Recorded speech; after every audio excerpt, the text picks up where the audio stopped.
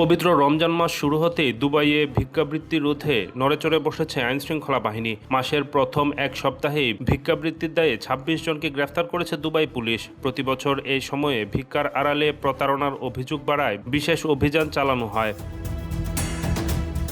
সংবাদমাধ্যম golf news জানিয়েছে, শহর জুড়ে পুলিশের অপরাধ তদন্ত বিভাগ সিআইডির অধীনে সন্দেহজনক ব্যক্তি ও অপরাধমূলক কর্মকাণ্ড প্রতিরোধ শাখা এ অভিযান পরিচালনা করছে। রমজানকে কেন্দ্র করে জনসমাগম বাড়ায় ভিক্ষাবৃত্তিও বৃদ্ধি পায় বলে জানিয়েছে সংশ্লিষ্টরা। পুলিশ জানায়, গ্রেফতার হওয়া ২৬ জন বিভিন্ন দেশের নাগরিক, তবে তাদের জাতীয়তা প্রকাশ করা হয়নি। কর্তৃপক্ষের ভাষ্য, রমজান মাসে সহানুভূতির সুযোগ নিয়ে অনেকে ভিক্ষাবৃত্তির আড়ালে প্রতারণা করে থাকে। এমন অভিযোগও রয়েছে, শুধু ভিক্ষাবৃত্তির উদ্দেশ্যে ভিসা নিয়ে কেউ কেউ সংযুক্ত আরব আমিরাত ও সৌদি আরবে প্রবেশ করে। এ কারণে প্রতি বছরই রমজানকে ঘিরে বিশেষ অভিযান পরিচালনা করা হয়। পাশাপাশি সাধারণ মানুষকে সচেতন করতে সংযুক্ত আরব আমিরাতের বড় শহরগুলোতে প্রচারণাও চালানো হচ্ছে।